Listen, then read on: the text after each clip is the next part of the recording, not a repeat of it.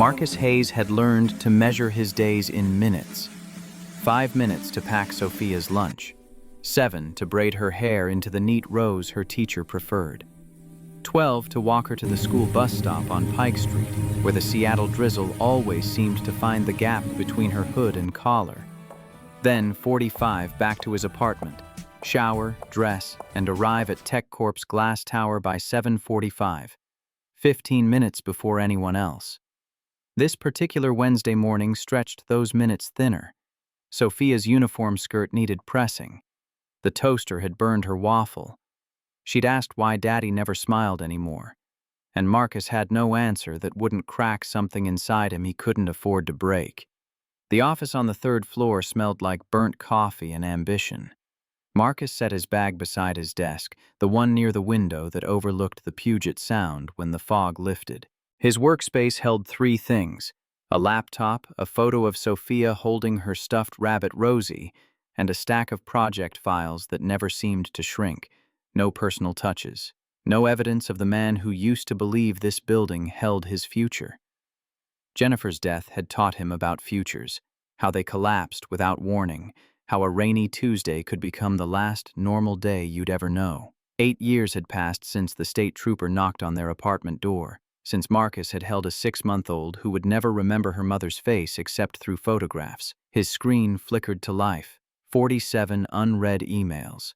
A project timeline already bleeding red 2 weeks before deadline. A message from Rachel Martinez asking if he wanted to grab drinks after work. The same question she asked every week, the same answer he'd give. The keyboard clicked under his fingers as he sorted priorities. Client deliverables first. Budget reconciliation second. Team coordination third. The rhythm was familiar, almost meditative. This was what Marcus understood. Concrete problems with measurable solutions. Not the abstract weight of raising a daughter alone, of being the only black senior project manager in a building full of people who thought diversity meant hiring him and calling it progress. His phone buzzed. Karen, the babysitter. Just a check-in text about Sophia's piano lesson that afternoon. Marcus typed back confirmation, then returned to a spreadsheet that made less sense the longer he stared at it. Victoria Chen had been CEO for 6 months. Marcus knew this because everyone knew this. Her arrival had rippled through TechCorp like a stone through still water. She didn't hide in the executive suite the way her predecessor had. She appeared in hallways, asked questions in meetings, actually read the performance reports instead of delegating them to assistants who delegated them to interns. Her name appeared in Marcus's inbox 3 times a week now. Direct questions about project timelines. Clarification requests on budget proposals. Once, she'd asked why he never attended the quarterly celebration events. Marcus had replied honestly, daycare closed at 6, and Sophia couldn't celebrate his achievements alone. Victoria had responded within 5 minutes. Understood. Let's schedule our next check-in during lunch hours instead. That had been a month ago. Since then, they'd met 4 times in the small conference room on the 3rd floor, the one with the broken blinds that let in too much afternoon sun. They'd discussed project strategies, client retention, resource allocation, professional topics, safe topics. Victoria asked questions that suggested she actually read his reports, that she understood the technical details most executives glossed over. She'd never mentioned the elephant that lived in every interaction between them, the weight of being watched, of performing competence at a level that left no room for human error, of knowing that one mistake from him would be measured differently than the same mistake from someone with Ryan Fletcher's complexion. Marcus closed his eyes, rubbed the bridge of his nose. The migraine building behind his temples had nothing to do with the spreadsheet. A burst of laughter from the break room cut through his concentration. Ryan's voice, loud and confident in the way voices became when they'd never needed to modulate themselves. Marcus didn't need to hear the words to know the shape of the conversation. Sports, weekend plans, the easy camaraderie of men who'd never had to calculate the cost of being visible. His phone buzzed again. This time, Sophia's school. Marcus's pulse spiked before he even read the message. but it was just a reminder about parent-teacher conferences next week. He exhaled, saved his spreadsheet, and forced himself back into the rhythm of work. By 9:30, the third floor had filled with its usual ecosystem of sound. Keyboards clicking, phones ringing, the printer jamming for the third time this week. Marcus had solved 2 client emergencies and identified a budget discrepancy that would save the company $40,000 if anyone bothered to listen. He was deep in a project timeline when footsteps approached his desk. Not the hurried click of someone passing through. Deliberate. Stopping. Marcus looked up. Victoria Chen stood 3 feet away, holding a small tin container. She wore a navy blazer over a white blouse, her dark hair pulled back in a style that was professional without being severe. Her expression held something Marcus couldn't quite read. Curiosity, maybe. Or calculation. Happy birthday, Marcus. He blinked. Had forgotten, actually. 35 years old as of midnight, and he'd been too busy measuring minutes to notice. Thank you. His voice came out more formal than intended. CEO Chen. Victoria's mouth quirked. Call me Victoria. The tin made a soft sound as she set it on his desk next to Sophia's photo. These are homemade. Chocolate chip. The third floor had gone quiet. Not the dramatic silence of a disrupted pattern, but the subtle shift of attention redirecting. Heads turning. Ears tuning to a frequency they'd been monitoring for months. Ryan Fletcher materialized at the edge of Marcus's peripheral vision, grinning that easy grin that came from never having been told to smile less, to take up less space, to be grateful for the opportunities his existence made possible. Boss, you better be careful. Ryan's voice carried just far enough. Marcus is the perfect husband material. Single dad, stable job, responsible as hell. The laughter started small, a chuckle from Linda in accounting, a snort from Kevin, the project manager who'd once told Marcus he was articulate for someone from his background. It built quickly, feeding on itself, on the absurdity of the CEO standing at a mid-level employee's desk with homemade cookies. Victoria's expression shifted. Something playful entered it, something that didn't quite reach her eyes. She turned toward Marcus, and the moment stretched like taffy, like time itself had decided to pay attention. So, Marcus. Her voice was light. Too light. Will you marry me? The laughter exploded. Someone whistled, someone else clapped. The third floor erupted into the kind of collective mirth that came from witnessing something unexpected and fundamentally unthreatening. A joke. An absurdity. The CEO playing along with her employees' casual banter. Marcus felt the laughter land on his skin like acid rain. He didn't laugh, didn't smile, didn't perform the expected response that would have let everyone return to their keyboards and forget this happened. Instead, he met Victoria's eyes, held them, let 5 seconds pass, then 6, then 7. What if I say yes? His voice was quiet, calm. The kind of calm that came from years of swallowing responses that wanted to be screamed. The kind of calm that was its own kind of violence. The laughter died. It didn't fade or taper. It stopped, cut off like someone had pressed mute on the third floor's soundtrack. Linda's smile froze. Kevin's hand paused halfway to his coffee mug. Ryan's grin faltered, replaced by something that looked almost like concern. Victoria's expression did something complicated. The playfulness drained away. Her lips parted as if to speak, but nothing emerged. She stood there, trapped in a moment she'd created without understanding its architecture. Marcus didn't move, didn't break eye contact.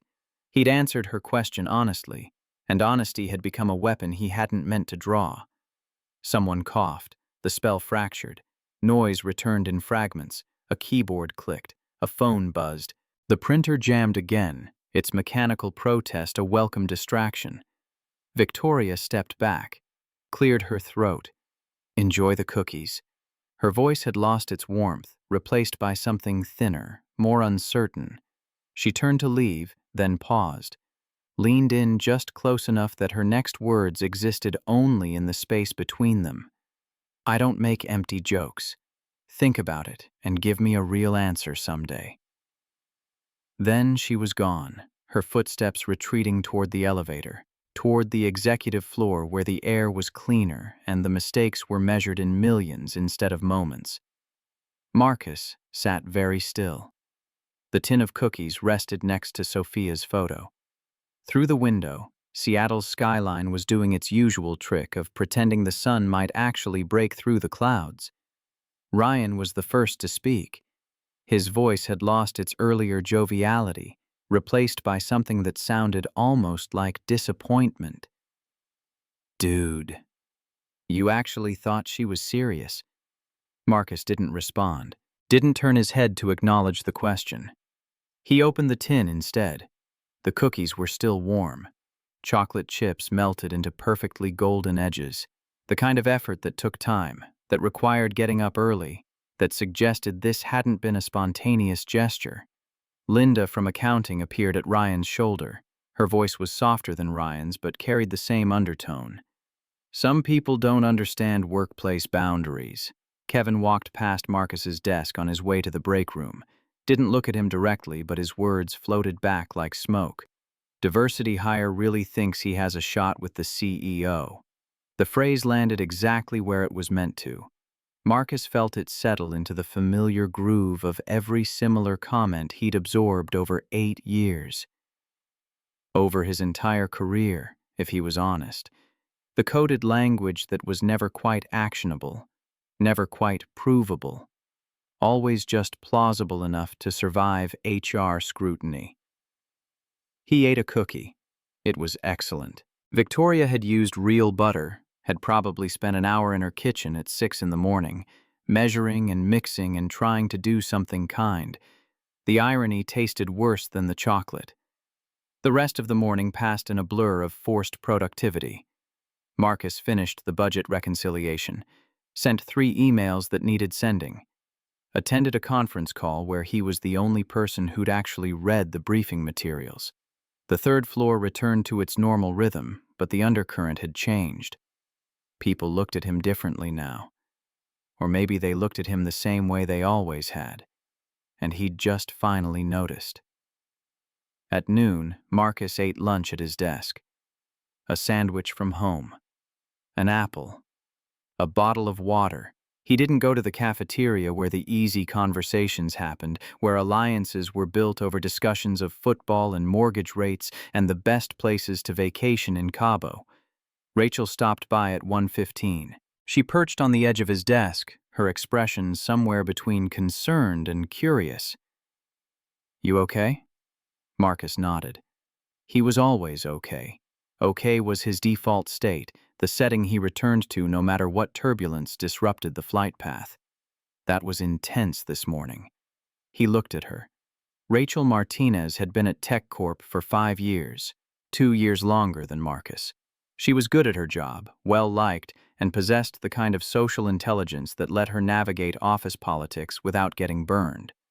They weren't friends exactly, but they existed in the same ecosystem, recognized each other as fellow survivors. It was a joke. Rachel's expression suggested she wasn't sure which part he meant. The question or the answer? "For what it's worth," she said, "I think Victoria was genuinely trying to be nice. The birthday walk thing is something she started last month, trying to be more connected to employees." Marcus unwrapped his apple, bit into it, let the tartness cut through the residue of the morning's sweetness. "I know."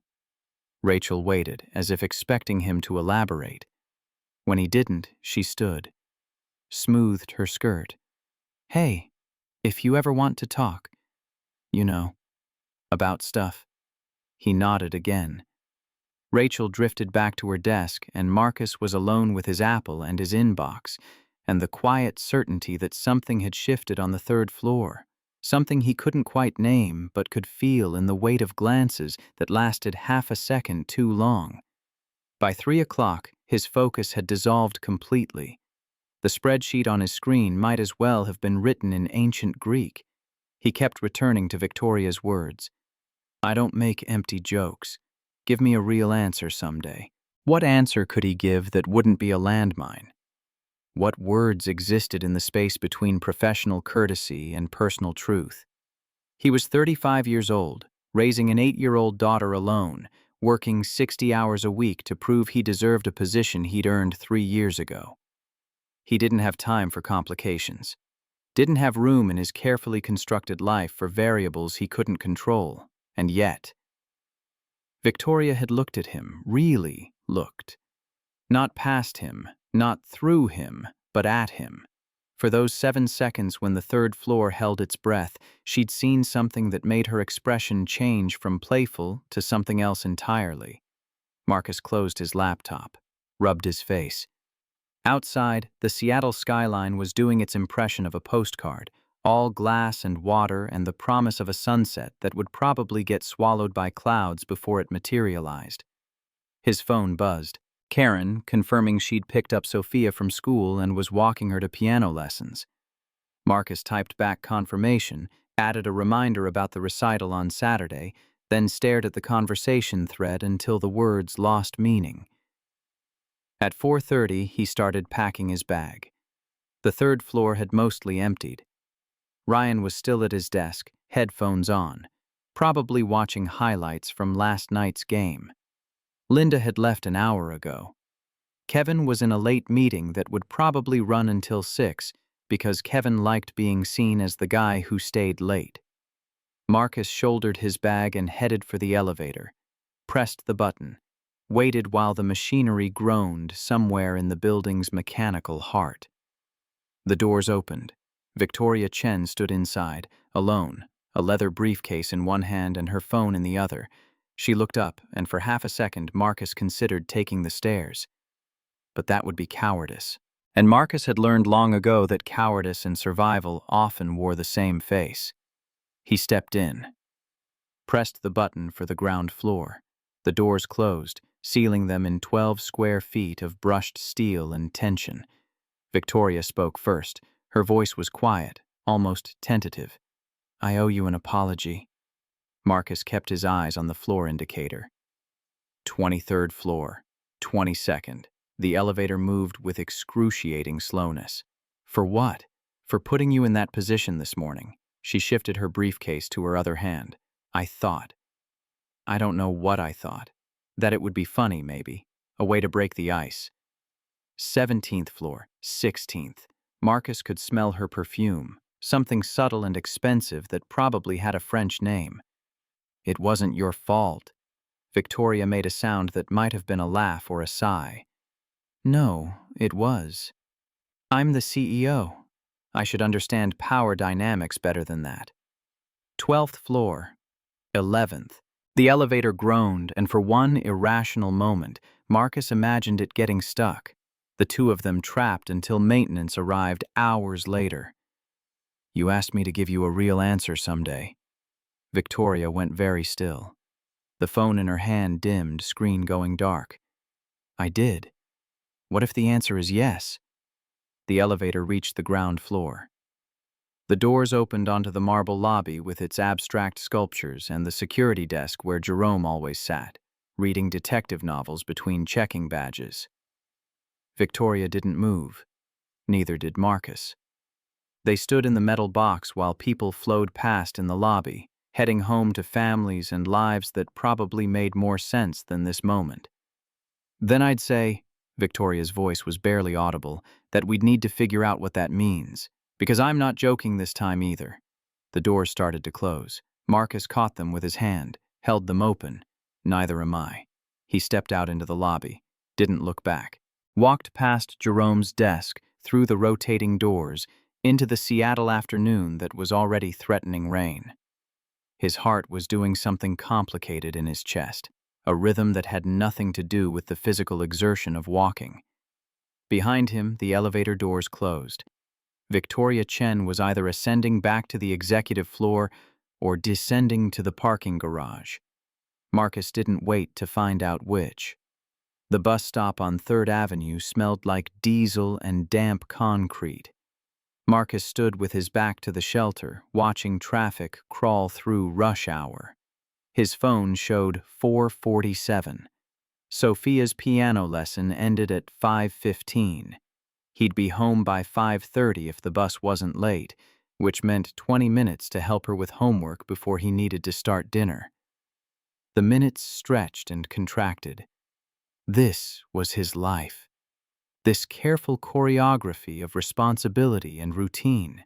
8 years of it since the night a state trooper had stood in his doorway with a face that promised nothing good. Jennifer would have known what to do. She'd always been better at reading people, at understanding the unspoken rules that governed interaction. Marcus had been the practical one, the planner, the one who built spreadsheets and 5-year projections. She'd been the one who could walk into a room and make everyone feel seen. He missed her most in moments like this, when the world presented a problem without a spreadsheet solution. The bus arrived 7 minutes late. Marcus found a seat near the back, away from the high school kids comparing phones and the man in the business suit who'd clearly had a worse day than anyone else on Route 49. Through the grimy window, Seattle scrolled past in its usual palette of gray and green. His apartment building on Capitol Hill had been built in the 70s and hadn't been updated since. The lobby smelled like old carpet and someone's attempt to mask it with pine-scented cleaner. Marcus climbed 3 flights because the elevator was broken again, then let himself into 3C. Karen was on the couch with Sophia, helping her with multiplication tables. The babysitter looked up when Marcus entered, her weathered face creasing into a smile. Right on time, as always. She stood, collecting her bag and the book she'd been reading during Sophia's practice time. Sophia did great at piano today. Miss Chen says she's ready for the recital. Marcus felt the name land like a physical thing. Miss Chen. Different Chen. Seattle had probably 10,000 Chens. Still, that's wonderful. He helped Karen with her coat, handed her the day's payment in cash because that was their arrangement. Thank you, Karen. See you tomorrow, Mr. Hayes. Karen paused at the door. You look tired. Don't forget to take care of yourself, too. Then she was gone. And it was just Marcus and Sophia in the small apartment with its mismatched furniture and the water stain on the ceiling that the landlord kept promising to fix. Sophia looked up from her homework. Her hair had come loose from the braids he'd done that morning. 8 years old, and already showing signs of the woman she'd become. Jennifer's eyes. Marcus's determination. A combination that would either save her or break her heart. Daddy, how was your day?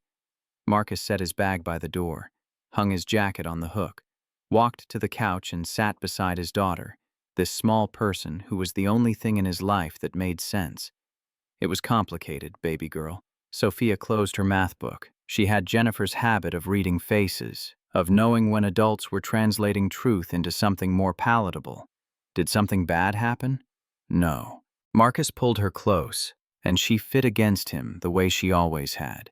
The way she'd fit when she was 6 months old and her world had just exploded. Nothing bad, just complicated. Sophia was quiet for a moment. Then, Miss Karen says complicated is just another word for confusing. Marcus laughed. Actually, laughed. The sound surprised him. Miss Karen is very wise. They sat together while the apartment settled into evening. Outside, Seattle was doing its thing. Cars honking. Someone's stereo thumping bass through the walls. The city as soundtrack to a life that kept moving forward because that's what life did, whether you understood the direction or not. Eventually, Sophia wiggled free. I'm hungry. Marcus stood, stretched. His back protested. 35 and already feeling the accumulation of hours hunched over keyboards, of nights spent on second-hand furniture, of years carrying weight that should have been distributed across 2 sets of shoulders. What do you want for dinner? Can we have pancakes for dinner? Sophia grinned, and in that moment, she was purely 8 years old, unburdened by the questions that would come later. Why don't I have a mom? Why do some kids have both parents? Why does Daddy always look so tired? Why not? Her voice was reasonable. They're round. They have protein. That's basically a balanced meal. Marcus headed to the kitchen. You've been talking to Miss Karen too much. He made pancakes. They ate them with too much syrup while Sophia told him about her day, about the boy in her class who'd eaten paste, about the substitute teacher who didn't know how to use the smartboard, about the upcoming science fair and her idea for a project involving plant growth and different types of music. Marcus listened, asked questions, pretended his mind wasn't replaying the moment in the elevator, Victoria's voice saying she wasn't joking either. After dinner, Sophia took her bath. Marcus cleaned the kitchen, which was easier than thinking. Dishes, counters, the stove that had one burner that didn't work quite right. The familiar rhythm of making order from chaos. By 8 o'clock, Sophia was in bed with Rosie tucked under her arm. The stuffed rabbit had been a gift from Jennifer when Sophia was born. It was worn now, one ear hanging by threads, the pink fur faded to something closer to gray. But Sophia wouldn't let him replace it. Rosie was the only physical connection she had to a mother she couldn't remember. Marcus read 3 chapters of the book they were working through, a story about a girl who could talk to animals. Sophia's eyes grew heavy halfway through chapter 2, but she fought sleep the way she always did, afraid of missing something. By 8:30, she'd lost the battle. Marcus kissed her forehead, turned off the light except for the small lamp that kept the shadows at bay, and retreated to the living room. The apartment was quiet in the way only empty spaces could be. Marcus sat on the couch, opened his laptop, and stared at the screen without seeing it. His email showed 3 new messages. One from Rachel, checking if he was okay. One from a client asking about timeline adjustments. One from Victoria Chen. Marcus opened the last one. The message was brief, professional, almost impersonal. Marcus, I want to apologize again for this morning. It was inappropriate, and I should have considered the position it put you in. If you'd prefer to work with a different executive sponsor for your projects, I'll understand and make arrangements. Victoria. He read it 3 times. Each time, the words rearranged themselves into different architectures of meaning. Was this an apology? A dismissal? An opening? A closing? Marcus closed his eyes, thought about Jennifer, about the morning she'd left for work and never came home, about the phone call that had split his life into before and after, about holding Sophia in the hospital, this tiny thing who depended on him completely, while his world dissolved into questions without answers. He'd survived that, built a life from the rubble, created routines that worked, systems that functioned, a framework where Sophia could grow up knowing she was loved, even if she'd never know her mother's embrace. And now Victoria Chen was standing at the edge of that framework, asking questions he didn't know how to answer. Marcus opened a reply window, typed 3 different responses, deleted all of them. Finally, he wrote, "No apology necessary. I don't need a different sponsor. And for the record, I meant what I said." He sent it before he could reconsider, closed his laptop, sat in the quiet apartment while Seattle hummed outside his windows. His phone buzzed, a response already. Marcus opened it with hands that weren't quite steady. Victoria's message was even briefer than her first. "Then we need to talk. Tomorrow. Lunch. I'll bring sandwiches." Marcus set down his phone, looked at Sophia's closed bedroom door, at the apartment that was too small and too expensive and the only stable thing in his daughter's life, at the photo on the wall of him and Jennifer on their wedding day, both of them young and stupid with hope. He typed, "Okay." Sleep didn't come easily. Marcus lay in his bed, staring at the ceiling, watching shadows from passing cars paint abstract patterns on the plaster. His mind kept returning to the elevator, to Victoria's expression when he'd stepped out without looking back, to the way her voice had sounded when she said she wasn't joking either. At 2:17, he got up, made tea he wouldn't drink, stood at the kitchen window looking out at the city's insomnia. Seattle never fully slept. There were always lights, always movement, always evidence that other people were awake too, fighting their own battles with darkness and uncertainty. By 3, he was back in bed. By 4, he'd given up on sleep entirely. He rose, showered in the dark so he wouldn't wake Sophia, dressed in clothes he'd set out the night before. At 6, he woke Sophia with the same gentle routine they'd established years ago. Time to get up, baby girl. School day. She emerged from sleep slowly, the way children did, as if consciousness was a negotiation rather than a switch. Marcus braided her hair, packed her lunch, walked her to the bus stop through a morning that threatened rain but hadn't quite decided to commit. At the bus stop, Sophia looked up at him with eyes too perceptive for 8 years old. "Daddy? Are you okay?" Marcus knelt so they were eye level. The question she'd asked yesterday. The question she'd probably keep asking until he figured out how to answer honestly. "I'm figuring some things out, sweetheart, but I'm okay, I promise."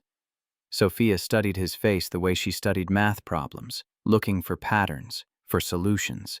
Then she nodded, kissed his cheek, and boarded the bus with the other children, heading toward futures they couldn't yet imagine. Marcus watched until the bus turned the corner on Pike Street. Then he walked back to his apartment, gathered his things, and headed to TechCorp for a day that would either change everything or prove that some questions weren't meant to be answered.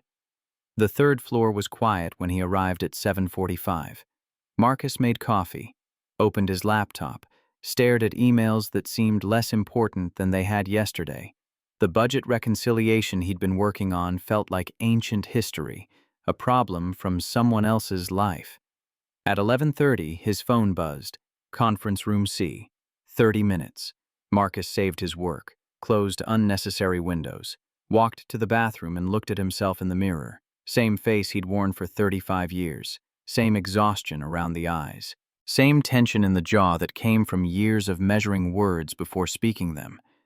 He returned to his desk, waited, watched the clock count down minutes that felt both too fast and too slow.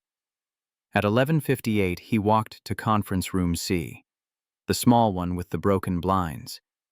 Victoria was already there, 2 sandwiches on the table, 2 bottles of water, a yellow legal pad with nothing written on it. She looked up when he entered, closed the door. "Thank you for coming." Marcus sat across from her. The table between them felt like both barrier and bridge. Victoria pushed one sandwich toward him. "Turkey and Swiss. I hope that's okay." "It's fine." They sat in silence for a moment. Victoria picked at the edge of her sandwich without eating it. Marcus took a bite of his, more to have something to do than from any actual hunger. "I've been thinking about yesterday." Victoria's voice was careful. "About what you said. About what I said. About the fact that we're having this conversation at all." Marcus waited. He'd learned patience from necessity, from years of being the only black face in rooms where his words were weighed on scales calibrated for disappointment. "I don't know what this is." Victoria gestured between them. "This. But I know it's something. And I know that something is complicated by the fact that I'm your CEO, and you report to me indirectly, and this building is full of people who would love to find reasons to question both our judgments." Marcus set down his sandwich. "All of that is true. But you asked me to give you a real answer. And my real answer is that I don't know what this is either. I just know that when you asked if I'd marry you, even as a joke, something in me wanted to say yes. Not because I'm looking for a wife or because I think you're looking for a husband, but because in that moment, someone actually saw me.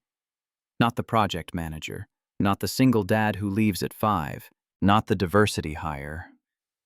Me." Victoria's hands had gone still. She was looking at him with an intensity that made Marcus want to look away. But he didn't. He held her gaze the way he'd held it in the elevator.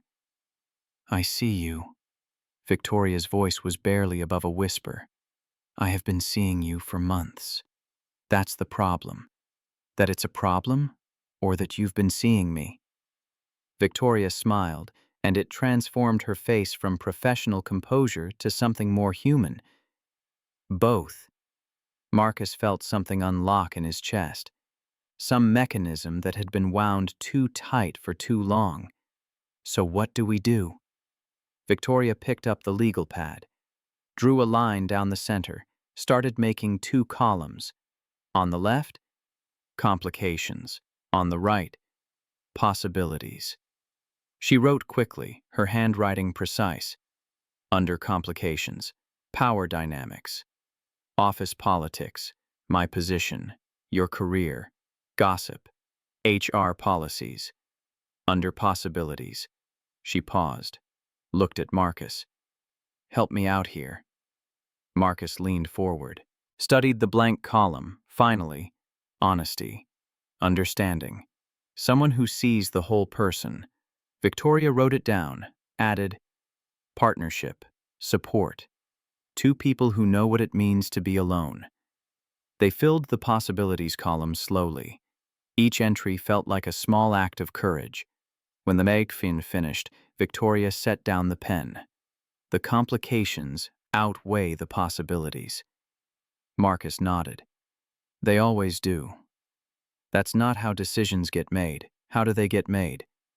By figuring out which column you can live with. Victoria tapped the legal pad. I've spent my entire career managing complications, building strategies around obstacles. But I've never been good at the possibilities side, at believing something might work just because it feels right. Marcus thought about Sophia, about the moment he'd first held her, this screaming bundle of need and vulnerability, and known his life would never be simple again. Known also that simple wasn't the point. I have a daughter who asks me every day if I'm okay, and I keep telling her I am. But lately I'm not sure. Not because anything's wrong, but because I'm starting to realize that okay isn't the same as good. What would good look like? Marcus surprised himself by answering honestly. Someone to talk to. About real things. Someone who understands that my life is complicated and doesn't expect it to be simple. Victoria folded the legal pad. Put it aside. I can't promise anything. I can't even promise we should try this. But I can promise I won't make empty jokes again. If we do this, we do it knowing it's real. Marcus stood. So did Victoria. They were standing 3 feet apart, close enough to see the uncertainty in each other's faces, far enough to maintain the pretense of professional distance. One more thing. Marcus kept his voice steady. If we do this, Sophia has to be okay with it. She's 8 years old, but she's the most important person in my life. Nothing happens that might hurt her. Victoria nodded. I understand.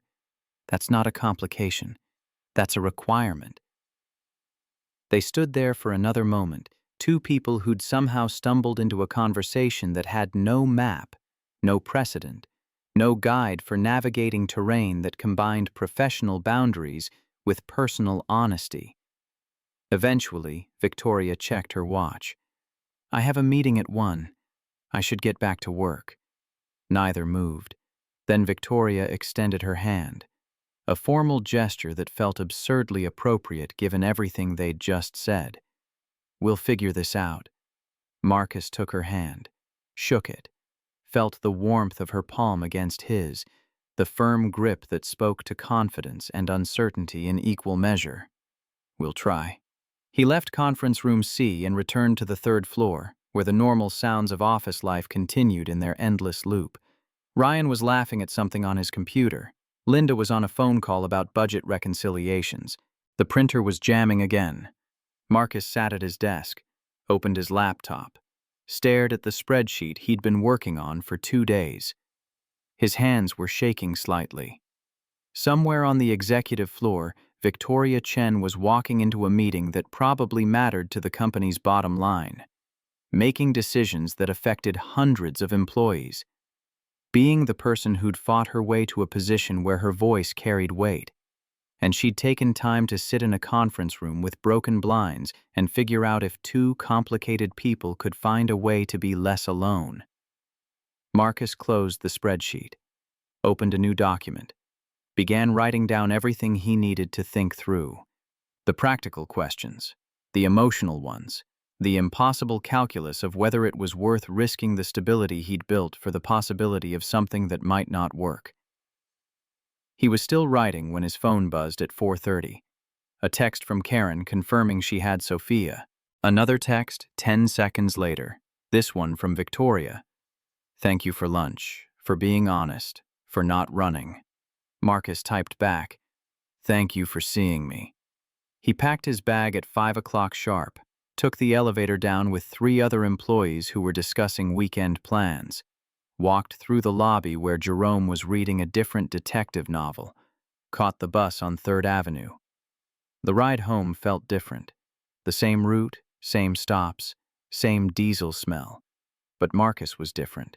He'd crossed some line he hadn't known existed, stepped into a space where the future wasn't just more of the same careful choreography. Sophia was doing homework when he arrived. Karen had made her a snack. Everything was normal. Everything was routine. Marcus paid Karen, thanked her, closed the door on his small apartment with its water-stained ceiling and its second-hand furniture. "Baby girl, can we talk?" Sophia looked up from her homework. Her expression shifted from casual to concerned in the space of a heartbeat. Marcus sat beside her on the couch, took a breath, tried to figure out how to explain something he barely understood himself. "You know how sometimes grown-ups have friends?" Sophia nodded, wary.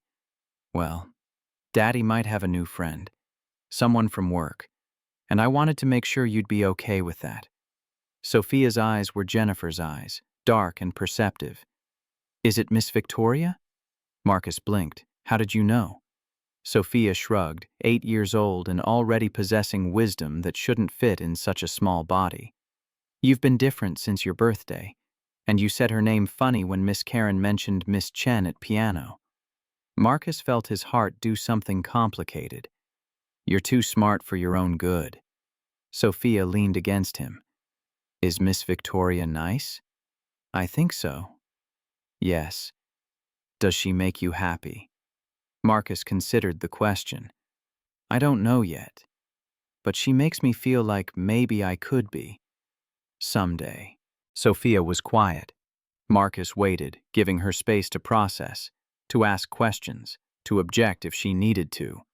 Finally, Sophia spoke. Her voice was small but clear. "I think Mommy would want you to be happy." Marcus pulled his daughter close, felt tears he wouldn't let fall, breathed in the scent of her shampoo and the lingering sweetness of Karen's afternoon snack. "Thank you, baby girl." They sat together while the apartment darkened and Seattle moved through its evening routines. 2 people in a small space, figuring out how to make room for possibility without abandoning the careful structures that kept them safe. Later, after dinner and homework and the bedtime story that Sophia insisted on, even though she was getting too old for them, Marcus sat alone in the living room with his laptop. He opened his email, found Victoria's last message, hit reply, started typing, deleted it, started again.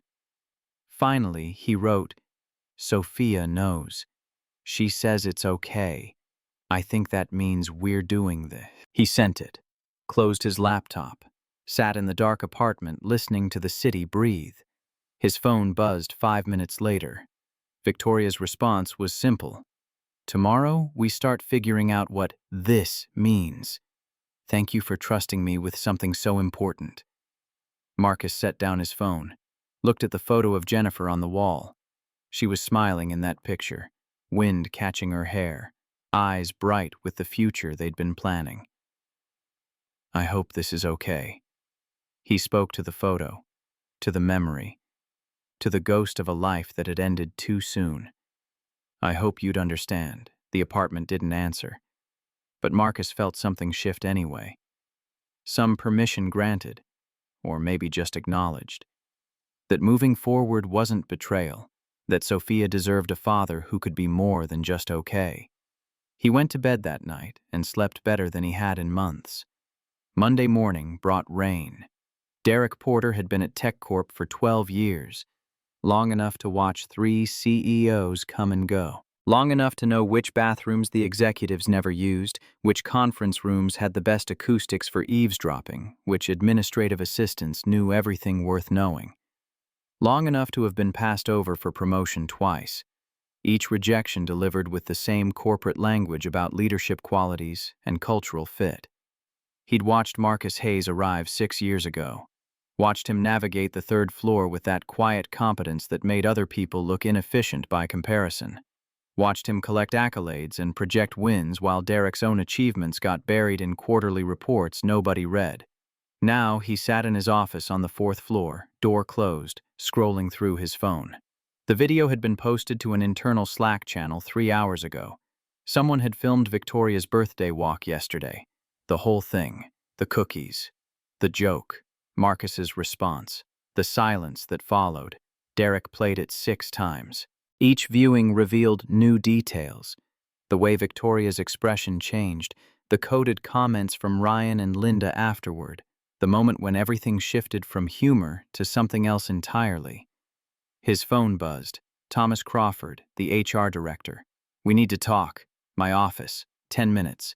Derek pocketed his phone, straightened his tie, walked down the corridor where portraits of TechCorp's founders hung like judgments on the wall. Thomas's office smelled like leather and old coffee. The HR director sat behind a desk that was too large for the space, making the whole room feel compressed. He gestured to a chair without preamble. "Close the door." Derek complied, sat, waited while Thomas pulled up something on his computer screen, then rotated the monitor so they could both see. The video. Again. Thomas tapped the screen. "This is a problem." Derek kept his expression neutral. "How so?" Thomas leaned back. His chair squeaked. "We have an optics issue." The CEO making what could be construed as a romantic advance toward a subordinate. In front of witnesses. On camera. It was clearly a joke. Thomas's expression suggested he'd heard better lies. Was it? Because Marcus Hayes's response didn't sound like he took it as a joke. And Victoria's follow-up comment, the one that wasn't captured on video but 3 people have confirmed, suggests she wasn't entirely joking either. Derek felt something shift in the room's atmosphere. This wasn't a warning. This was an opportunity being gift-wrapped and handed to him. "What do you want me to do?" Thomas closed the video, folded his hands on the desk. "I want you to be aware that we're monitoring the situation. Victoria is new to the CEO role. She's made some unconventional choices. The board is watching closely. If there are any indications of favoritism, inappropriate relationships, or compromised judgment, we need documentation." Derek nodded slowly. "You want me to watch Marcus Hayes. I want you to pay attention. You work on the same projects. You see the same reports. If there are any irregularities, any signs that personal feelings are affecting professional decisions, the company needs to know. What kind of irregularities?" Thomas picked up a pen, rolled it between his fingers. "Budget approvals that don't make sense. Project assignments that seem preferential. Meetings that happen behind closed doors without clear business justification. Anything that suggests Victoria is giving Marcus special treatment." Derek stood. "I understand." Thomas set down the pen. "This is about protecting the company, Derek, not about personal grievances." "Of course." Derek left the office, walked back to the 4th floor, sat at his desk and opened a new spreadsheet, started tracking every interaction between Victoria Chen and Marcus Hayes that he could verify or observe. Meeting times, email timestamps, project assignments. By noon, he had 17 data points. By 3, 34. The pattern was there if you looked for it. Victoria checked in with Marcus more than any other project manager, scheduled lunch meetings, responded to his emails within minutes, while other requests languished for hours.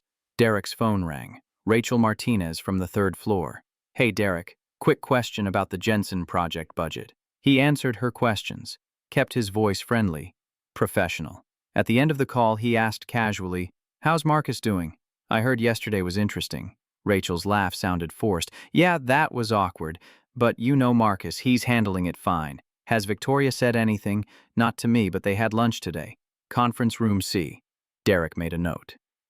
Conference room C, 11:30 to 1 o'clock. Blinds closed. After Rachel hung up, he sat staring at his spreadsheet.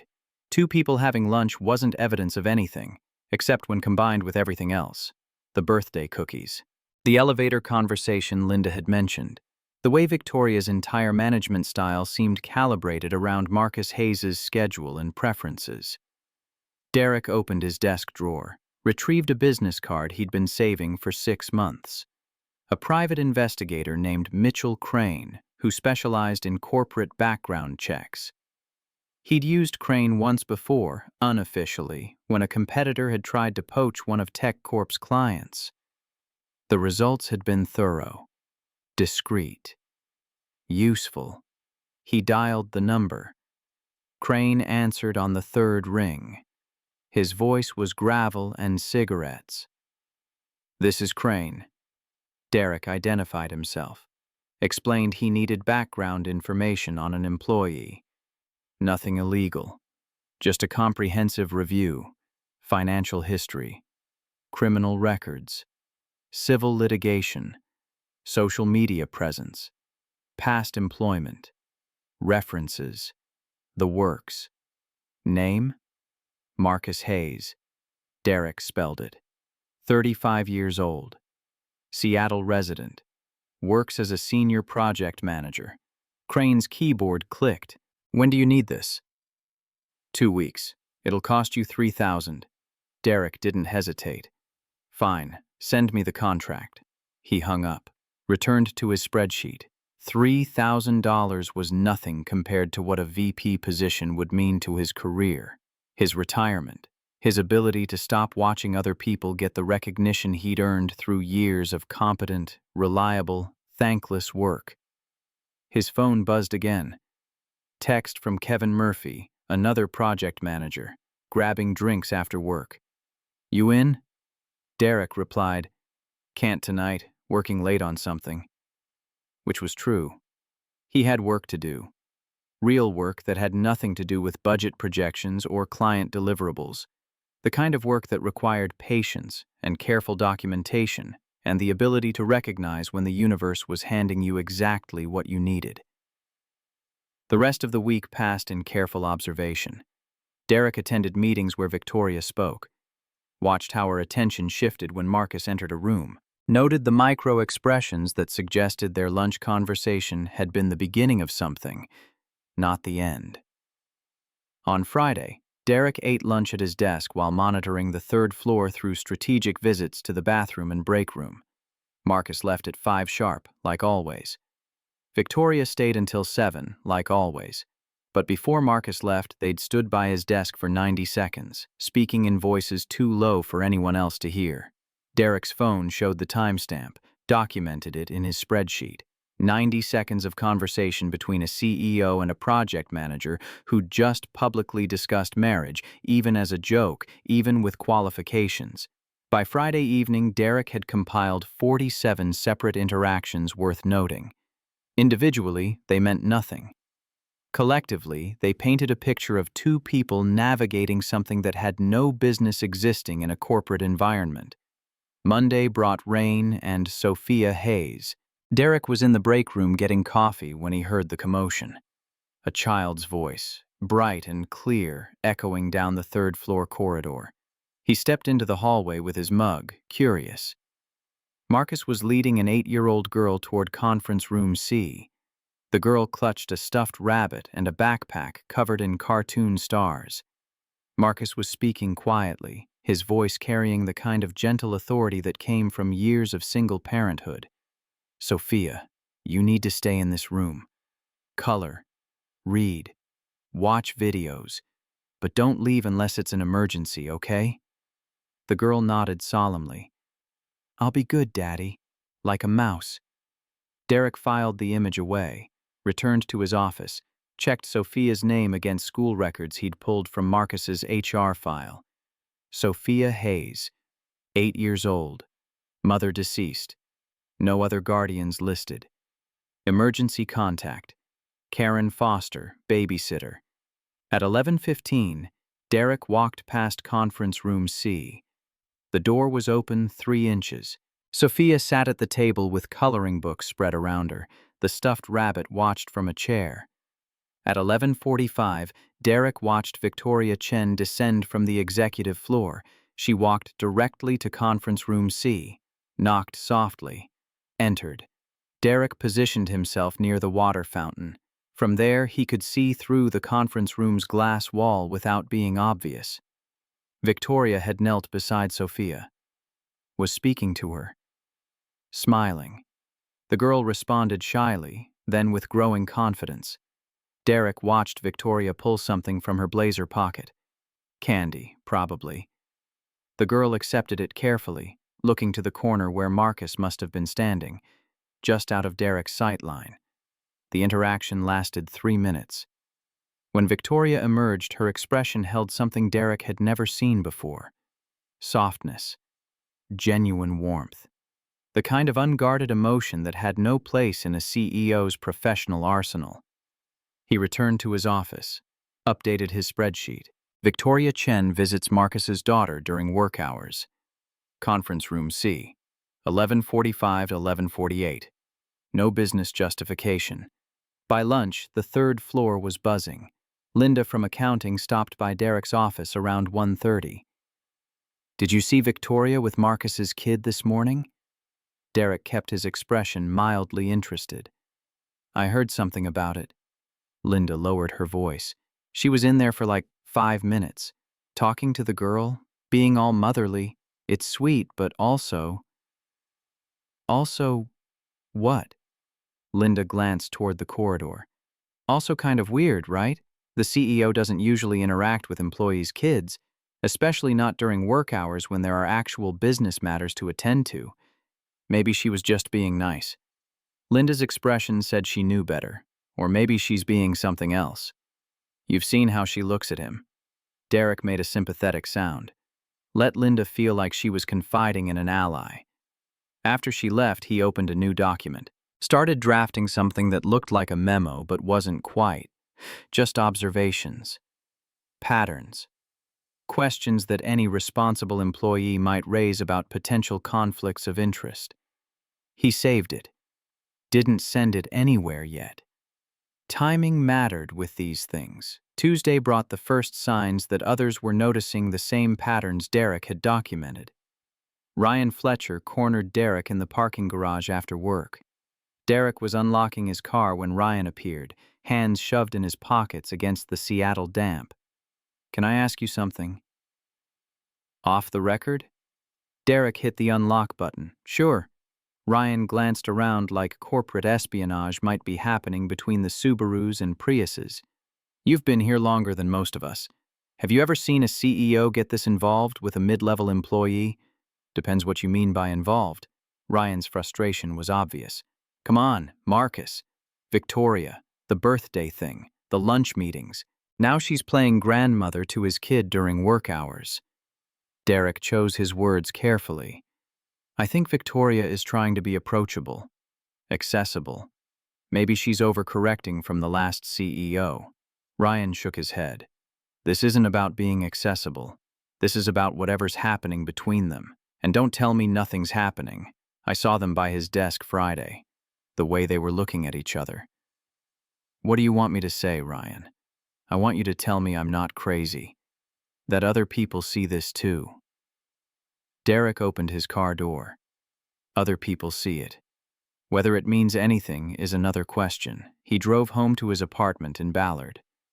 3,800 square feet that felt emptier every year.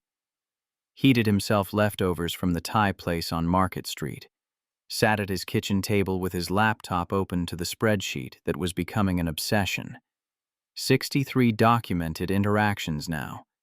Meetings, emails, the birthday incident, the elevator conversation Linda had described, Sophia's office visit, Victoria's response. Each entry was factual, time-stamped, verifiable. Together they told a story about two people who'd crossed or were crossing a line that shouldn't exist between executives and subordinates. Derek closed the spreadsheet, opened a bottle of wine he'd been saving, poured a glass and stood at his window overlooking the street where rain fell in sheets. He thought about the VP position he'd been denied. The first time they'd said he needed more leadership experience.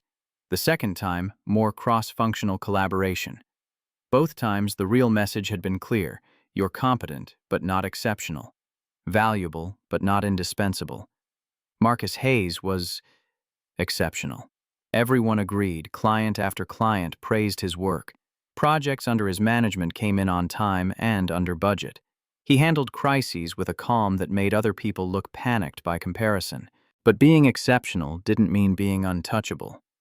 Derek finished his wine, returned to his laptop, opened the private investigator's preliminary report that had arrived that afternoon. Mitchell Crane's work was thorough. Financial records showing Marcus lived paycheck to paycheck, a small savings account, no investments, rent paid on time but barely, credit score decent but strained, no criminal record, no lawsuits, no scandals. But the report included something Derek hadn't expected: a note about Marcus's employment gap 8 years ago, 3 months where he'd disappeared from the workforce entirely.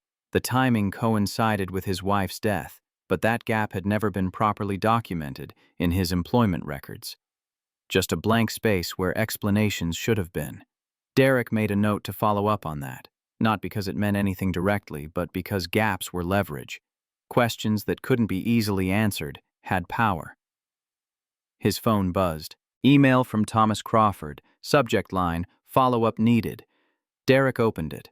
Thomas wanted documentation of anything unusual in project assignments or budget approvals over the past 6 months. Specific focus on projects managed by Marcus Hayes. Turnaround in 72 hours. Derek smiled, poured himself another glass of wine, sat down to compile exactly what Thomas had requested. Wednesday afternoon, Derek attended a budget review meeting. Victoria was there. So was Marcus, presenting projections for the Jensen account. Derek watched them work in tandem, Victoria asking clarifying questions, Marcus providing context. Their rhythm was seamless, almost choreographed. Afterward, Derek lingered in the corridor, watched Victoria and Marcus walk together toward the elevator. They weren't touching, weren't even standing particularly close, but something in their body language screamed intimacy, the way Marcus angled toward her, how Victoria's attention never wandered even when other people passed. Derek pulled out his phone, pretended to check messages while actually timing how long they stood together. 4 minutes. 5. 6. Finally, Victoria headed toward the executive floor. Marcus returned to the 3rd floor.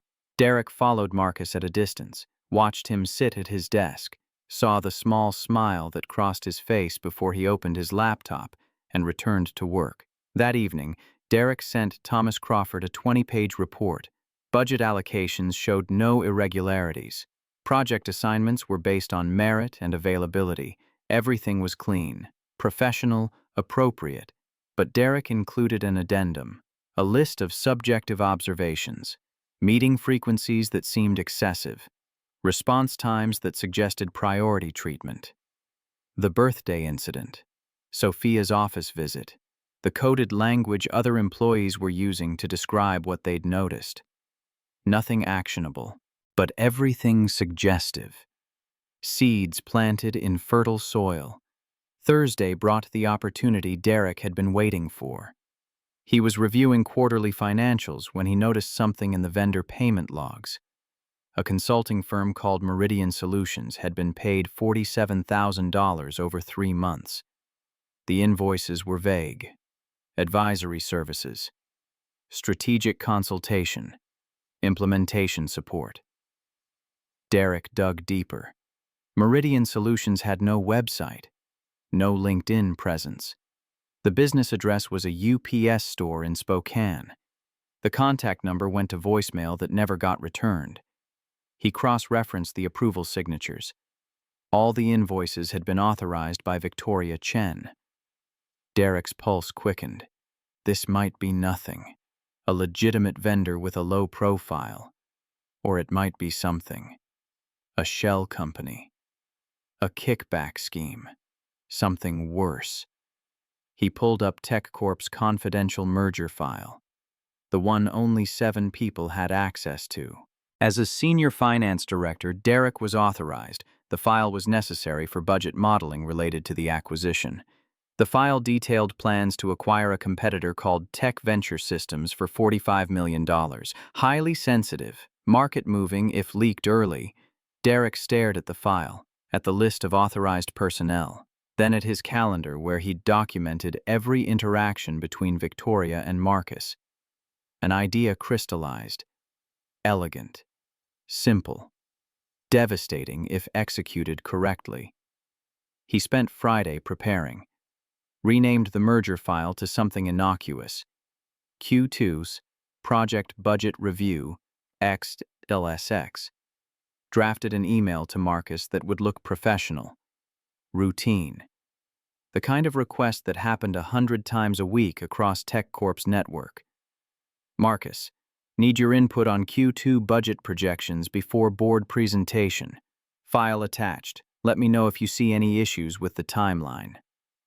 Thanks, Derek. He saved the draft, didn't send it yet. Timing mattered. He needed Marcus to open the file when it would be noticed, when the access logs would create maximum damage. That afternoon, Derek walked past Conference Room C. Marcus was inside with Sophia, helping her with homework. The girl's concentration was fierce, pencil gripped tight, tongue poking out slightly as she worked through a math problem. Derek felt nothing watching them. No guilt, no hesitation. This was business, survival, the same ruthless calculus that had governed every promotion, every advancement, every success in his 12-year career. Marcus Hayes had a daughter who depended on him. That was unfortunate, but Derek had a future that had been repeatedly denied. And in the algebra of corporate politics, self-preservation always won. Friday evening, Derek stayed late. Waited until most of the building had cleared. At 4:28, he scheduled the email to Marcus for delivery at 4:30, timed exactly when Marcus would be gathering his things to leave. The kind of timing that invited a quick glance before heading out. Just long enough to open the file. Not long enough to realize what it actually was. Derek watched his inbox, waited for the automatic read receipt. It came at 4:32. Marcus Hayes had opened the email. Derek pulled up the network access logs. Waited. Watched the timestamps roll by. 4:33. File opened from Marcus's IP address. 4:34. File closed. 60 seconds. That was all it took. Marcus had seen the first page, realized it was wrong, closed it immediately, probably deleted the email, but he'd opened it. The logs would show that, and Derek had already prepared the next phase. He forwarded the merger file to an anonymous email address he'd created using a coffee shop's Wi-Fi. Made it look like the file had been sent externally at 11:15 that evening. Used IP masking software he'd purchased specifically for this purpose. Made sure the digital fingerprints pointed in enough directions to create confusion, but could ultimately be traced back to activity on the TechCorp network. By midnight, the trap was set. A confidential file accessed by Marcus Hayes. The same file leaked externally hours later. Circumstantial, but damning. The kind of evidence that would trigger an immediate investigation. Derek cleared his browser history, shut down his computer using protocols that would erase temporary files, drove home through empty Seattle streets, slept better than he had in months. Monday morning, Derek was at his desk by 7, spent the first hour refreshing his email, waiting. At 8:47, his phone rang. Thomas Crawford, my office, now. Bring any documentation you have on the Jensen Project financials. Derek grabbed his laptop, walked to Thomas's office with the measured pace of someone who had nothing to hide.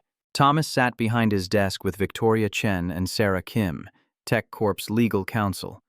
Both women wore expressions that suggested this wasn't a social call. Close the door. Sit down. Derek complied, set his laptop on his knees, waited while Thomas opened a folder on his desk. We have a situation. Victoria's voice was tight. A confidential merger file was leaked over the weekend. The file was accessed by Marcus Hayes Friday afternoon.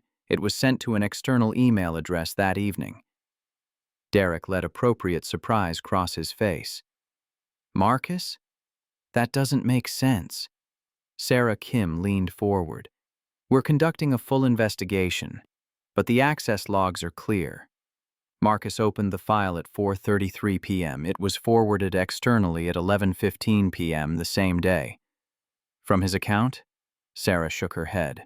From an anonymous account, but the network activity traces back to a TechCorp IP block, and Marcus was the last authorized user to access the file before it was leaked. Derek absorbed this, kept his expression professionally concerned. Have you talked to Marcus? Not yet.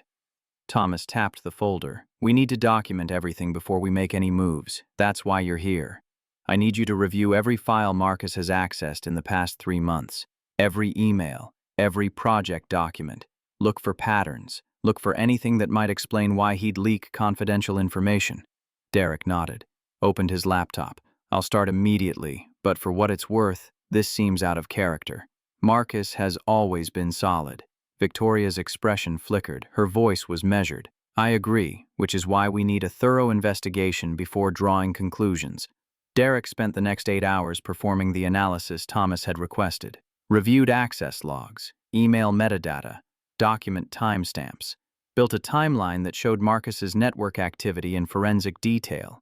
He found nothing irregular, because Marcus hadn't done anything wrong. But Derek included his observations anyway. Soft language that suggested possibility without making direct accusations. The increased interaction between Victoria and Marcus. The potential for compromised judgment. The birthday incident as possible evidence of inappropriate boundaries.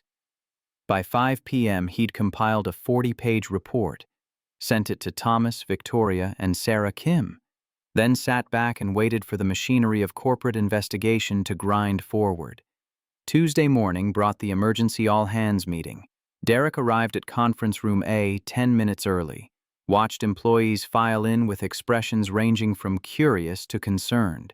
The room filled quickly, 200 people crammed into a space designed for 150. Marcus arrived at 8:57, sat in the middle section. His face was carefully neutral, but Derek could see the tension in his shoulders, could read the preparation in how he held himself. Marcus knew something was coming. At 9 sharp, Thomas Crawford stood at the front of the room with Sarah Kim. Victoria sat in the back, arms crossed, watching. Thomas didn't waste time. We've discovered a serious security breach. A confidential merger file was accessed without proper authorization and subsequently leaked externally. Whispers erupted.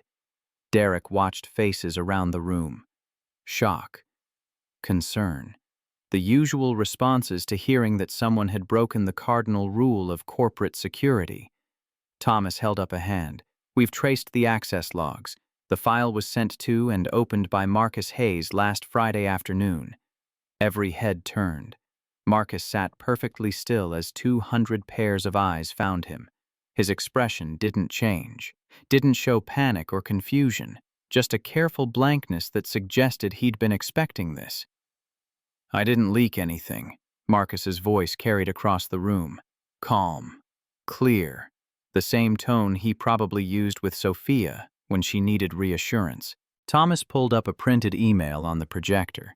This shows the file was sent to you at 4:30 p.m. These are the access logs showing you opened it at 4:33. Marcus nodded. I opened a file I thought was a budget review. When I realized it was marked confidential, I closed it immediately. I didn't download it, didn't forward it, didn't share it with anyone, but you still accessed restricted information. Derek watched Thomas deliver the line with appropriate gravity. Information you weren't authorized to see, because it was mislabeled. Marcus's frustration was starting to show. The file name said Budget Review. I thought I was opening a project file. Sarah Kim stepped forward.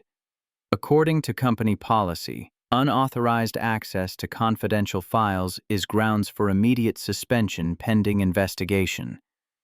Thomas looked toward Victoria. The room waited. Derek felt his pulse quicken. This was the moment. The point where Victoria would either protect Marcus and confirm everyone's suspicions about their relationship, or follow policy and lose whatever trust Marcus had placed in her. Victoria stood, walked to the front of the room. Her expression was unreadable. Marcus Sullivan is suspended effective immediately pending full investigation. He is not permitted on company premises until we've completed our review. The room erupted in whispers. Marcus stood, grabbed his bag. His eyes found Victoria's for half a second. Derek couldn't read what passed between them. Then Marcus walked out. The door closed behind him with a sound that felt final. Victoria's voice cut through the noise. This investigation will be thorough and fair. We will not rush to judgment. That's all. The meeting dissolved. Employees fled back to their desks. Derek stood slowly, watched Victoria leave through a side door, saw Thomas and Sarah Kim huddle in urgent conversation. Rachel Martinez appeared at Derek's elbow. Her voice was low. "This is wrong. Marcus wouldn't do this." Derek made sympathetic sounds. "I hope you're right. But the evidence," Rachel cut him off. "The evidence doesn't show intent. It shows Marcus opened a file for 60 seconds and closed it. That's not a leak. That's a mistake." Derek shrugged. "Above my pay grade. I'm just glad they're taking security seriously." Rachel studied him. Her expression suggested she was calculating something. Then she walked away without another word.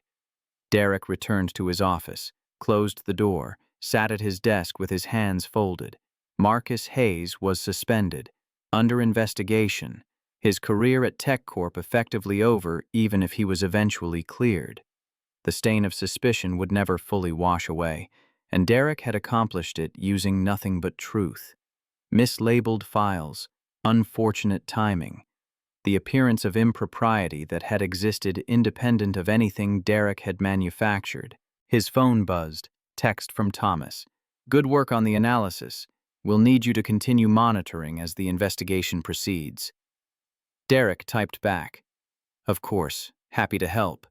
He meant it. This was helping himself, helping the company maintain proper boundaries, helping ensure that competence mattered more than whatever personal feelings had developed between a CEO and a project manager. That evening, Derek drove past Marcus's apartment building on Capitol Hill. 3rd floor, Unit C. Lights were on. Derek could see shadows moving behind curtains. Marcus and his daughter. A single father trying to explain to an 8-year-old why daddy suddenly couldn't go to work. Derek felt nothing. Drove home, poured wine, opened his laptop to the spreadsheet that had documented everything. He added one final entry. Marcus Hayes suspended pending investigation. Evidence suggests inappropriate file access. Career trajectory terminated. Then he closed the spreadsheet, deleted it, ran a file shredder program that made recovery impossible. The evidence existed elsewhere now. In Thomas's reports, in Sarah Kim's legal files, in Victoria Chen's knowledge that she'd been forced to choose between protecting her employee and protecting her position. Derek had simply connected dots that were already there. The rest had been inevitable. Wednesday brought confirmation of something Derek had suspected. An email from Thomas. Investigation expanded to include review of all interactions between Victoria Chen and Marcus Hayes.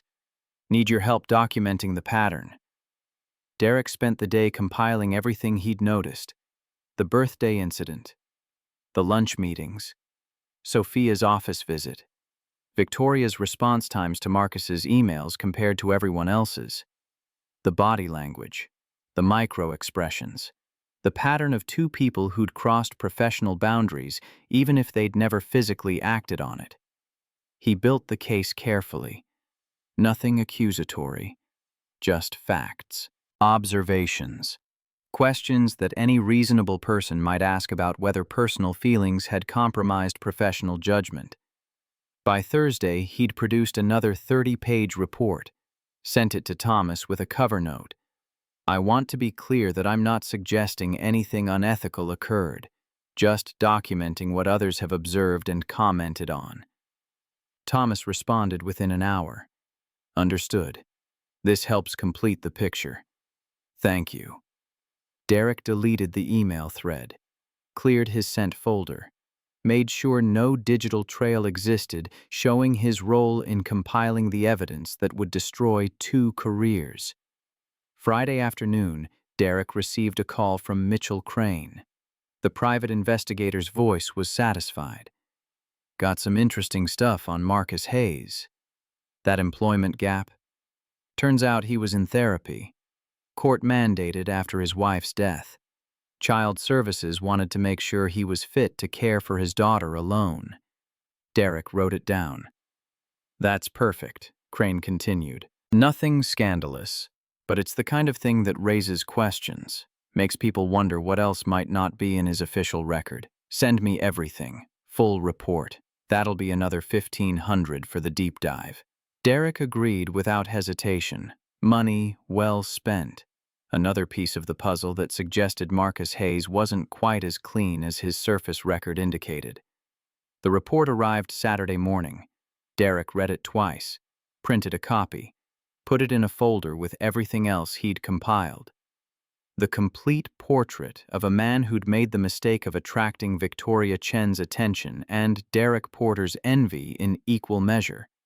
By Sunday evening, Derek had everything organized: evidence, documentation, third-party verification.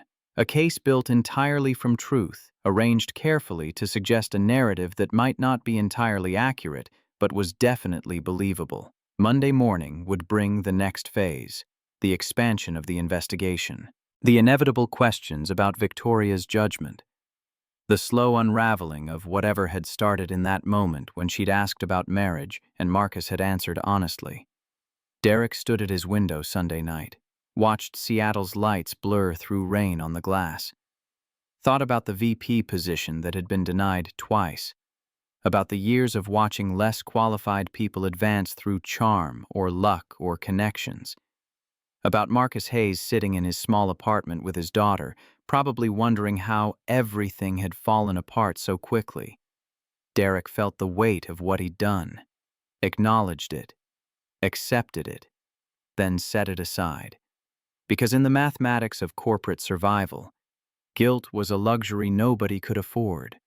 He finished his wine, went to bed, slept soundly, because tomorrow he'd help continue the investigation, would provide additional documentation if requested, would express appropriate concern for both Marcus's situation and the company's security protocols, would do everything a loyal, dedicated, 12-year veteran of TechCorp should do when faced with a potential security breach and possible executive misconduct.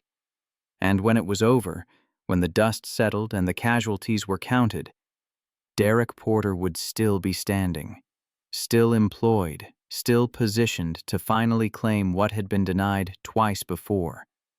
That was worth whatever small discomfort came from watching a colleague's career implode. Worth the knowledge that Sophia Hayes would grow up with a father whose suspension would follow him to every future job interview. Worth everything, really. Because in the end, survival mattered more than fairness, and Derek had learned that lesson early enough to use it effectively. Victoria stood in her office at 7 in the morning, watching Seattle emerge from darkness through rain-streaked windows. She hadn't slept. Hadn't gone home after the emergency meeting yesterday, just sat in this chair watching the city lights blur and sharpen with each wave of weather that swept in from the sound. Her phone showed 47 missed calls. The board, investors, department heads wanting guidance on how to handle the Marcus situation.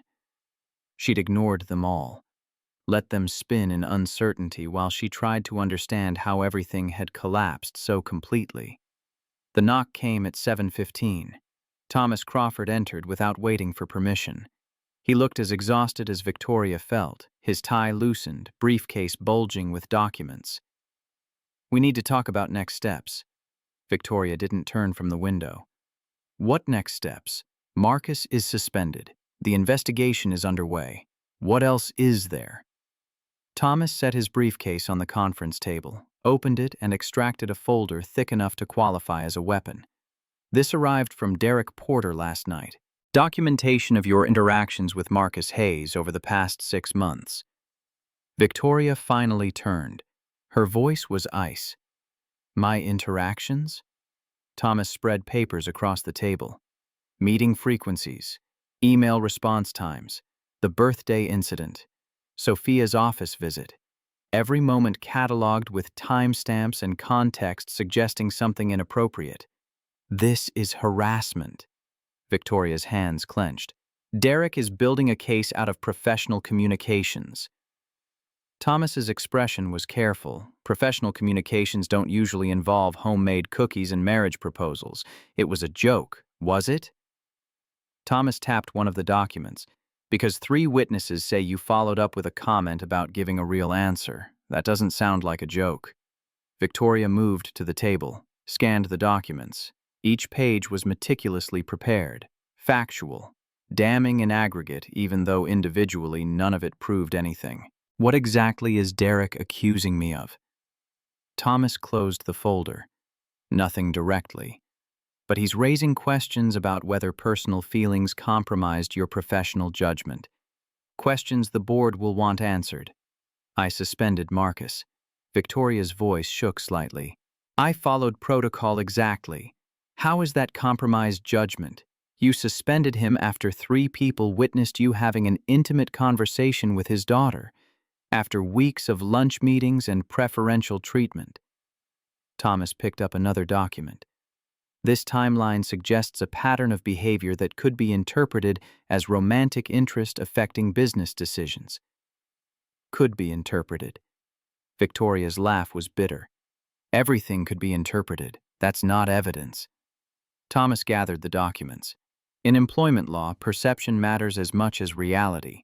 If employees believe favoritism exists, if they can document interactions that support that belief, then we have a hostile work environment claim waiting to happen.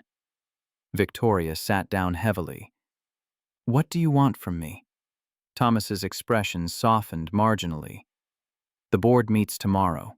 They'll want your explanation. They'll want to know if your relationship with Marcus Hayes influenced any business decisions. They'll want assurance that nothing inappropriate occurred. Nothing inappropriate occurred. Then you'll need to prove it. Thomas stood, because right now, Derek Porter has built a circumstantial case that suggests otherwise. And circumstantial cases are enough to end careers. After Thomas left, Victoria pulled up her email, found the thread with Marcus from the past 6 months. Read through every exchange looking for evidence of impropriety, found nothing except professional communication occasionally colored by mutual respect and understanding. But that understanding was the problem. The way they'd connected over lunch meetings discussing more than just project timelines. The moment in the elevator when honesty had felt more important than hierarchy. The birthday incident that had started as a joke and ended as something neither of them could take back. Her phone rang. Tom Bradford, the board chairman. Victoria let it ring through to voicemail, listened to his message demanding her presence at an emergency board meeting scheduled for tomorrow morning at 8. She deleted the voicemail, pulled up Morrison and Associates on her computer, the independent auditing firm she'd hired 3 weeks ago to review TechCorp's financials, specifically the operating expenses that had been bothering her since taking over as CEO. Her assistant had scheduled the final report delivery for next week. Victoria picked up her phone, called David Morrison directly. His assistant answered. Morrison and Associates. How may I direct your call? David Morrison. This is Victoria Chen from TechCorp. It's urgent. 2 minutes later, Morrison's gravelly voice came on the line. Ms. Chen, I wasn't expecting to hear from you until Monday. I need your report now. Whatever you have, even if it's incomplete. Morrison was quiet for a moment. May I ask why the urgency? Because I'm about to be fired for a relationship I didn't consummate with an employee who's been suspended for a leak he didn't commit, and I need ammunition before the board meeting tomorrow. Morrison exhaled slowly. We're 90% done. We were planning to spend this week triple-checking, but the core findings are solid. Give me 2 hours to compile what we have. Victoria hung up, opened a new document on her computer, started drafting her defense for tomorrow's board meeting. Professional, detailed, emotionless. Every interaction with Marcus explained with business justification. The birthday walk as employee engagement, the lunch meetings as mentorship, Sophia's visit as compassionate leadership. It sounded hollow even to her own ears. At 9:30 her phone buzzed, text from Marcus. First communication since his suspension. Can we talk? Not about the investigation, about Sophia. Victoria stared at the message. Every instinct screamed that communicating with Marcus now was professional suicide, that any contact would be used as evidence of improper relationship, that the smart move was silence until the investigation concluded. She typed back, "Where?" His response came immediately. Discovery Park, South Beach Trail, 10:30. Victoria grabbed her jacket, told her assistant she'd be out for 2 hours, took the elevator down to the parking garage where her car sat in its reserved spot like a luxury prison. The drive to Discovery Park took 20 minutes through morning traffic. Rain had lightened to mist, turning Seattle into a watercolor version of itself. Victoria parked in the lot where families with dogs were starting their day, oblivious to corporate investigations and career-ending decisions. Marcus stood near the trailhead. He wore jeans and a jacket, civilian clothes that made him look younger than his 35 years. His hands were shoved in his pockets. His expression was carefully neutral. They walked in silence for 5 minutes. The trail wound through dense forest that muffled the city sounds. Puddles reflected gray sky. Somewhere overhead, crows were having a conversation about territory. Finally, Marcus spoke. "Sophia asked me this morning why she can't come to my office anymore. I told her Daddy's taking a break from work. She asked if it was because of her, because she was bad that day." Victoria's throat tightened. "She wasn't bad. I know that. You know that. But she's 8 years old. Her mother died before she could form memories, and now her father is home during work hours, which in her experience means something went wrong. What do you want me to do?" Marcus stopped walking, turned to face her. His eyes held exhaustion and something else. Resignation, maybe. "I want you to know that whatever happens with the investigation, whatever they decide about me, I don't blame you. You did what you had to do. I suspended you. To buy time." Marcus's voice was quiet. "To prevent them from firing me outright. I understand that. I'm not sure the board will, but I do. They think we're involved." Victoria's words came out harder than intended. "Romantically. They have documentation of every time we've been in the same room together. Every email. Every lunch meeting. Derek Porter has built a case that suggests I showed you preferential treatment." "Did you?" The question hung between them. Honest. Direct. Impossible to answer without confirming everything the board suspected. "I don't know." Victoria looked away toward the water visible through the trees. "I wanted to believe I was being a good manager, mentoring a talented employee. But after that day and your birthday, after what you said, I can't claim every decision was purely professional." Marcus nodded slowly. "Then we're both guilty of poor judgment. Is that what this is?" Victoria's frustration bubbled up. Poor judgment. Because it feels like more than that. It feels like I finally met someone who understood what it costs to be excellent while everyone watches for you to fail. Someone who didn't need me to be anything except honest. Marcus started walking again. Victoria followed. Their footsteps made soft sounds on the wet trail. After a while, Marcus spoke again. "Jennifer used to tell me that the hardest part of being a parent wasn't the logistics. It was modeling how to be human, how to make mistakes and recover, how to want things you shouldn't and still make good choices." Victoria walked beside him. "What would she tell you now? That I need to make a choice?" Marcus's voice was steady. "Stay suspended while the investigation drags on, waiting for them to find evidence that doesn't exist. Watch my savings drain. Watch Sophia learn that her father is powerless when powerful people decide he's inconvenient. Or I resign. Take the job offer in Portland that came through last week. Start over where nobody knows about birthday jokes or confidential files or the time I thought maybe I could have something more than just survival." Victoria stopped walking. "You have a job offer?"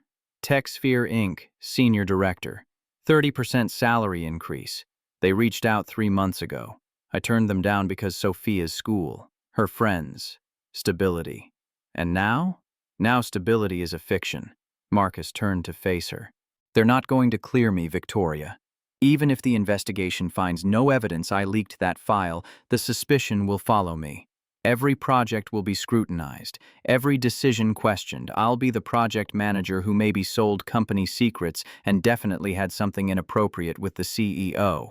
That's not fair. Marcus's laugh was harsh. Fair doesn't enter into it. Derek Porter wanted me gone. He found a way. Now I have to decide if I'm going to fight a battle I can't win or take the exit that lets me provide for my daughter. What about us? The question escaped before Victoria could stop it. Naked, vulnerable, everything a CEO shouldn't expose to a subordinate during an active investigation. Marcus's expression softened. There is no us. There was the possibility of us. But that died Monday morning when I walked out of that conference room. They stood facing each other while the Seattle forest dripped around them. Victoria felt the weight of everything they'd built over 6 months crumbling under the pressure of corporate policy and Derek Porter's ambition. I'm going to fight this. Victoria's voice was fierce. The investigation, the implications, Derek's documentation. All of it. Why? Because you deserve better. Because Sophia deserves better. Victoria took a step closer. Because maybe there is no us yet, but there could have been. And I'm not going to let Derek Porter or the board or anyone else decide that possibility should be destroyed before we even got to explore it. Marcus studied her face. What's your plan? Right now? Victoria checked her watch. Wait for an audit report that might give me leverage. Attend a board meeting tomorrow where they'll try to force my resignation. Hope that somewhere in all of Derek's documentation he made a mistake. And if he didn't, then we both start over. Victoria's voice was steady now. You in Portland, me somewhere that doesn't require me to choose between competent employees and corporate politics. Marcus reached out, stopped just short of touching her hand. Sophia asked me something else this morning. She asked if Miss Victoria was going to be okay. Because she likes you. Because you were kind to her. Victoria felt tears threatening. Pushed them back. Tell her I'm going to try to be okay. And that I like her too. They walked back to the parking lot in silence. At Victoria's car, Marcus stopped. Whatever happens tomorrow, thank you for seeing me. Not the employee, not the single dad. Me. Victoria unlocked her car. Get the job offer in writing. Have a backup plan. Because if I can't fix this, you'll need to move quickly. She drove back to TechCorp with rain starting again, turning the windshield into a kaleidoscope of fragmented light. Her phone showed 23 new messages. She ignored them all. At 11:45, David Morrison called. His voice was grim. Ms. Chen, we need to meet. What we found. It's not what you expected. Victoria pulled into the TechCorp parking garage. How soon can you be here? I'm in the lobby. Morrison brought 3 associates and enough documents to wallpaper Victoria's office. They spread them across the conference table while rain hammered against the windows. We started with the operating expenses you flagged. Morrison opened a laptop. Found irregularities in vendor payments. A company called Meridian Solutions. $47,000 over 3 months for vague consulting services. Victoria leaned forward. I saw those payments. Assumed they were legitimate. They're not. Morrison pulled up bank records. Meridian Solutions is a shell company. The address is a UPS store. The bank account traces to an LLC registered in Delaware. And the LLC is owned by a trust controlled by Derek Porter. The room went silent except for rain and the building's HVAC system. Derek has been embezzling? Victoria's voice was carefully controlled. Not just embezzling. Morrison's associate, a woman named Jennifer Park, pulled up more documents. We dug deeper, found a pattern going back 18 months.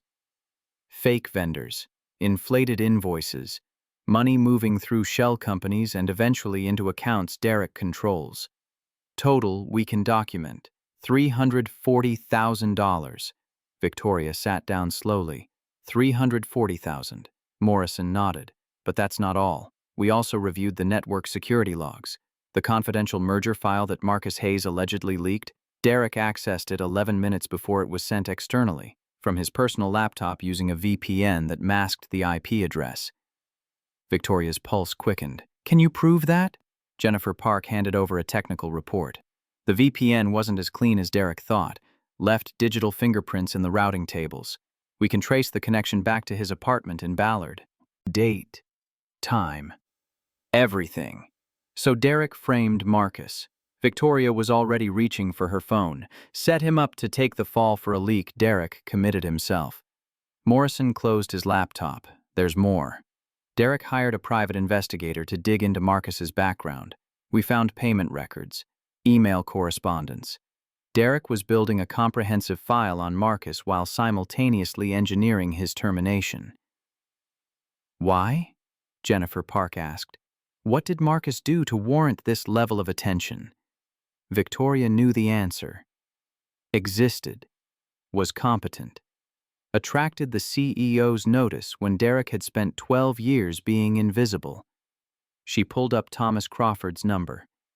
We need an emergency meeting. HR, legal, and the board chairman.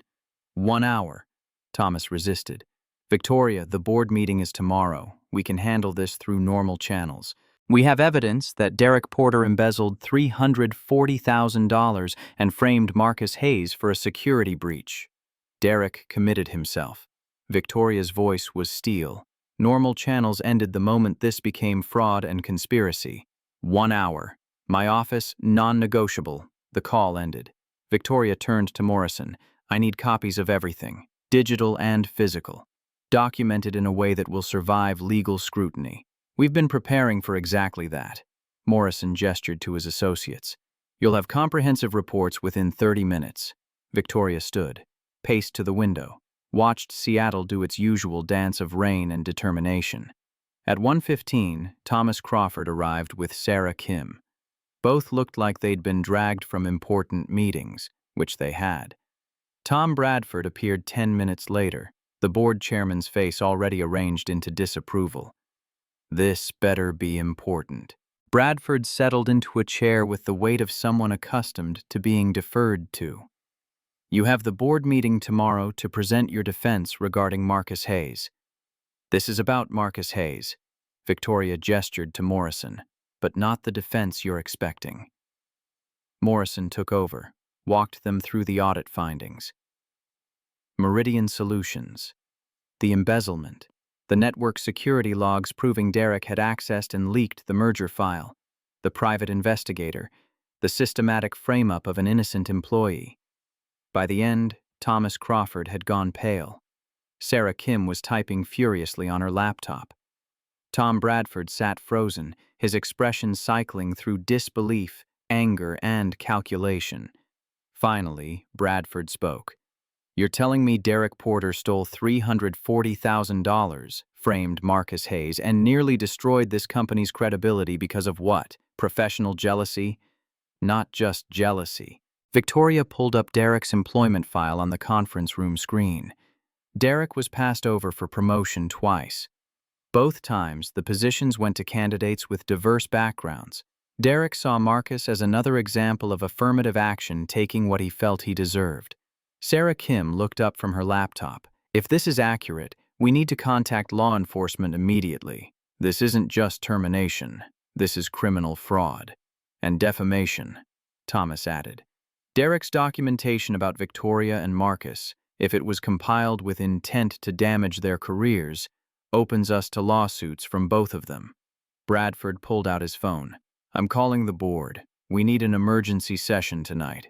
Victoria held up a hand. Before you do that, we need to address Marcus Hayes' suspension. He needs to be reinstated immediately with full back pay. Bradford hesitated. The optics of that. The optics of keeping an innocent employee suspended while we prosecute the person who framed him are worse.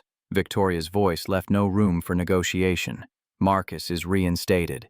Today, with a formal apology from Tech Corp, and whatever additional compensation Sarah determines is appropriate for the damage to his reputation. Sarah nodded. I'll draft the reinstatement letter and recommend a settlement that includes significant compensation, plus a non-disparagement clause that protects both parties. What about Derek? Thomas looked physically ill. He's still in the building, still accessing our systems. Sarah was already moving toward the door. I'll have security remove him immediately, escort him from the premises, confiscate all devices. Nobody talks to him without legal counsel present. The room emptied quickly. Morrison and his team to finalize reports, Sarah to coordinate with security, Thomas to prepare documentation, Bradford to call board members. Victoria sat alone in her office, pulled up her email, typed a message to Marcus. New evidence has emerged. You're being reinstated effective immediately. Full back pay plus compensation for damages. Formal apology coming. Can you come to the office at 3 p.m.?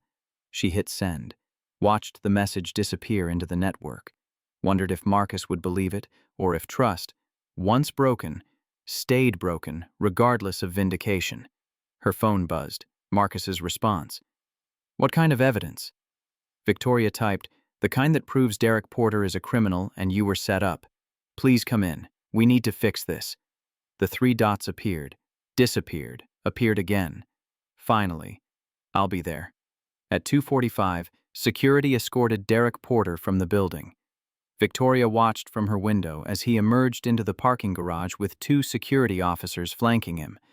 His briefcase and laptop had been confiscated. His face was carefully blank, but his body language screamed rage. Sarah Kim stood beside Victoria. Federal prosecutors are already interested. The fraud amount triggers federal jurisdiction. Derek could be looking at significant prison time. Good. Victoria's voice was flat. He tried to destroy an innocent man's career because of professional jealousy. He deserves whatever consequences follow. What about Marcus? Victoria checked her watch. He'll be here in 10 minutes. We're presenting him with reinstatement papers, formal apology, and a compensation package that Sarah's team finalized an hour ago. And after that? After that? Victoria turned from the window. We see if the possibility we talked about still exists, or if Derek Porter managed to kill it even though he failed at everything else. Marcus arrived at 3 o'clock exactly. Victoria met him in the lobby, led him to her office where Thomas and Sarah waited with documents spread across the conference table.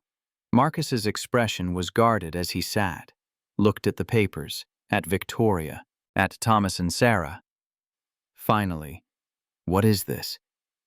Sarah spoke first. Marcus, we owe you an apology. Evidence has emerged proving you were framed by Derek Porter. You did not leak the confidential file. Derek did.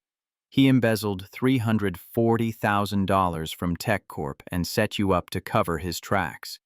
Marcus processed this in silence. Then, Derek framed me. Yes. Thomas pushed forward a document.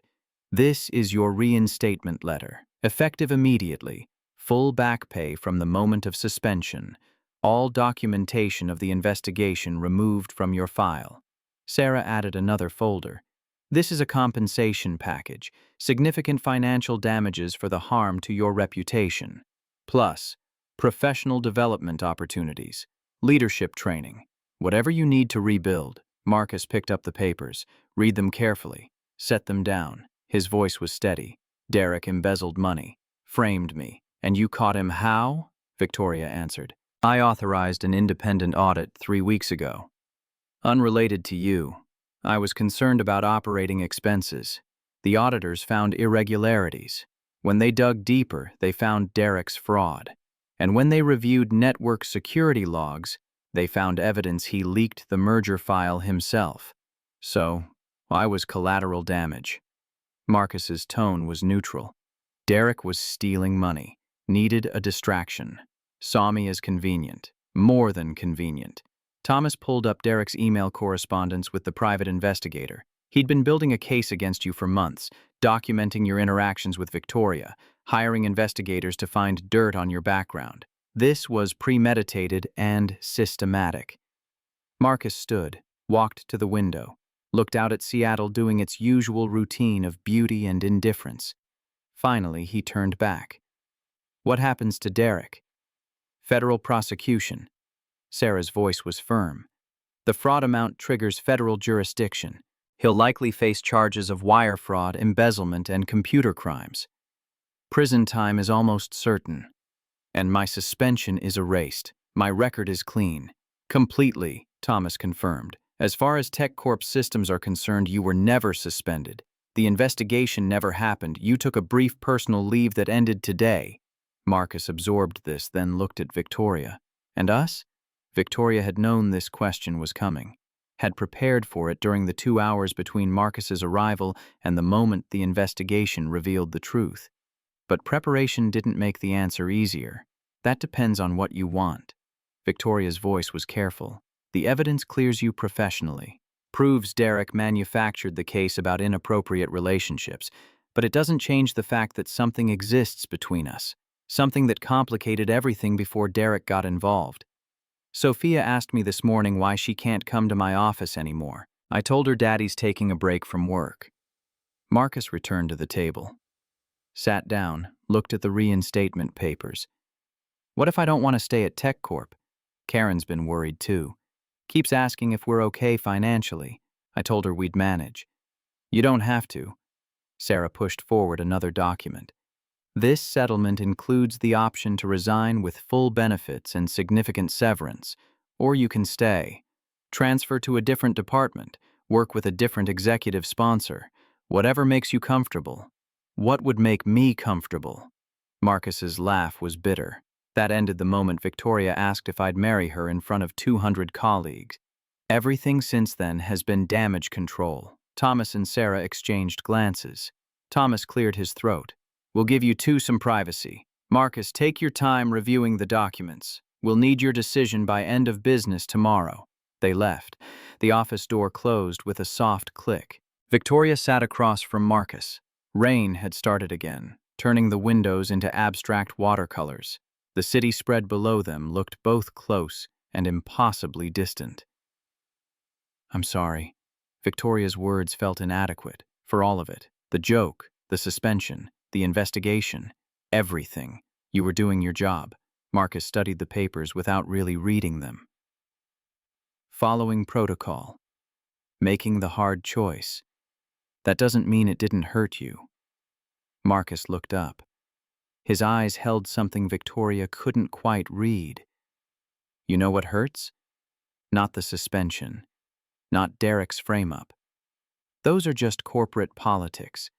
What hurts is that for 6 months, I believed I might get to be more than just a competent employee who leaves at 5. That maybe someone saw me as a whole person. And then when it mattered, when Derek forced your hand, I learned that professional protocol wins every time. Victoria felt the accusation land. You're right. I chose protocol, but I chose it to buy time, to find the truth before they fired you outright. Did you? Marcus's voice was quiet. Or did you choose it because maintaining your position was more important than defending someone you claimed to care about? The question hung between them. Honest. Brutal. Impossible to answer without confronting everything Victoria had avoided thinking about during the investigation. I don't know. Victoria's admission felt like surrender. I told myself I was being strategic, that suspension was better than termination, that I needed time to prove your innocence. But maybe I was just protecting myself, my career, my position. Marcus stood, gathered the documents. I need to think about this. About whether I want to stay at a company where my competence matters less than someone else's jealousy, where a CEO makes jokes she can't take back and then suspends me to cover herself. That's not fair. Marcus's expression was sad.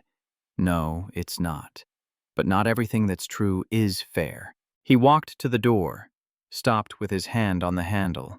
Sophia asked about you again this morning. Wanted to know if Miss Victoria was okay. I told her you were fine. That grown-ups sometimes have complicated situations, but they work out. Do they? Victoria's voice was small. Work out? Sometimes. Marcus opened the door. Sometimes people decide the possibility of something good is worth the risk of more pain. And sometimes they decide survival matters more than possibility. Which one are you? Marcus looked back. His eyes were Jennifer's eyes, dark and perceptive. I don't know yet. Ask me tomorrow. He left. Victoria sat alone in her office while the rain intensified and the city disappeared behind sheets of water.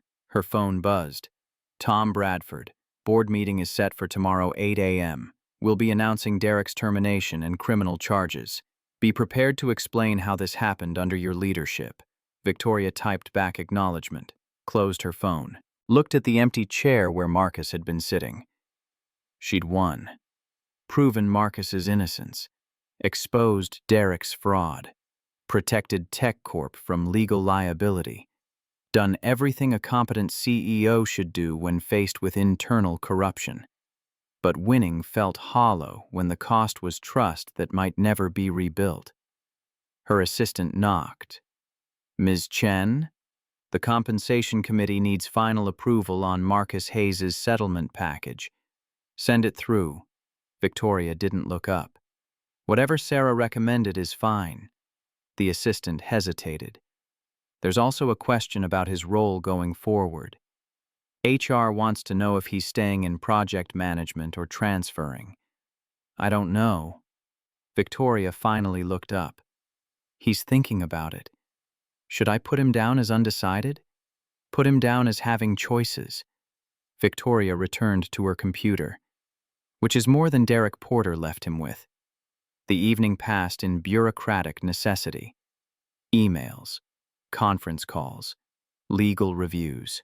The machinery of corporate crisis management grinding forward with its usual combination of efficiency and heartlessness.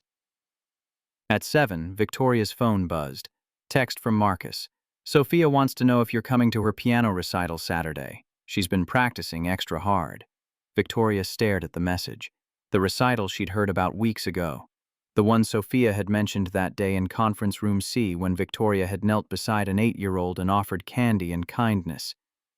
She typed back, I'll be there. What time? 2 p.m. Franklin Elementary School, auditorium. Sophia's playing third. Victoria saved the details, typed, thank you for inviting me. 3 dots appeared. Then, I didn't. Sophia did. I'm just the messenger. Victoria smiled, despite everything. Tell her I wouldn't miss it. The response came quickly. She'll be happy. She needs happy right now. Victoria set down her phone, looked out at Seattle transformed into light and shadow by rain and darkness. Somewhere in this city, an 8-year-old girl was practicing piano, preparing for a recital where her father would watch with pride and her potential future stepmother would sit in the audience, wondering if possibility could survive corporate politics. The board meeting tomorrow would determine Victoria's future at Tech Corp. Marcus's decision would determine whether that future included the person who'd made 6 months bearable. And Sophia's recital would reveal whether any of it mattered compared to a child's need for stability and adults who kept their promises. Victoria pulled up her computer, started drafting her statement for tomorrow's board meeting. Professional, detailed, taking responsibility for the failures that had allowed Derek's fraud to continue undetected while defending the decisions that had ultimately exposed it. Halfway through, she stopped. Deleted everything. Started over. She wrote until midnight, crafting a statement that was true rather than safe, that acknowledged failure alongside the fix. At 12:30, she sent the draft to no one. Just saved it, shut down her computer, locked her office, drove home through empty streets where rain had finally stopped and Seattle was catching its breath between storms. Tomorrow would bring consequences. The board meeting, Marcus's decision, the beginning of whatever came next. But tonight, Victoria had done what she could, exposed the truth, offered restoration, extended an invitation to a piano recital that mattered more than any quarterly earnings call. She slept badly, woke at 5, dressed carefully in a navy suit that projected confidence she didn't feel, arrived at TechCorp at 6:30 to prepare. The board meeting started at 8 sharp, all 9 members present, Tom Bradford at the head of the table, Victoria standing because sitting felt like surrender. She presented the findings: Derek's fraud, the frame-up, Marcus's vindication, the settlement offer, every fact documented and verified. Bradford let her finish. Then, how did this happen? How did Derek Porter steal $340,000 without detection? Victoria had prepared for this, because our financial controls prioritized efficiency over verification, because Derek had been here 12 years and earned trust through competent mediocrity, because nobody wanted to believe that someone could be both reliable and corrupt. And Marcus Hayes? Another board member, Margaret Stevens, leaned forward. How do we know he won't sue for wrongful termination because our settlement package is generous enough to make litigation unnecessary and burdensome enough that pursuing it would cost him more than he'd gain? Victoria kept her voice level. And because Marcus is fundamentally decent, which is why Derek chose him as a target. The questions continued for 90 minutes. Victoria answered each one with facts and documentation and the careful neutrality of someone who knew her career hung on every word.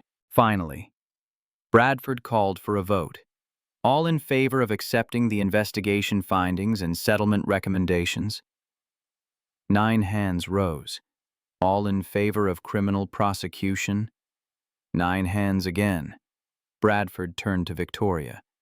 You've handled this appropriately. The board recognizes that Derek's fraud predated your tenure and that you took decisive action once evidence emerged. Victoria nodded, waited for the other shoe. However, Bradford's pause was calculated. We're concerned about the optics of your relationship with Marcus Hayes.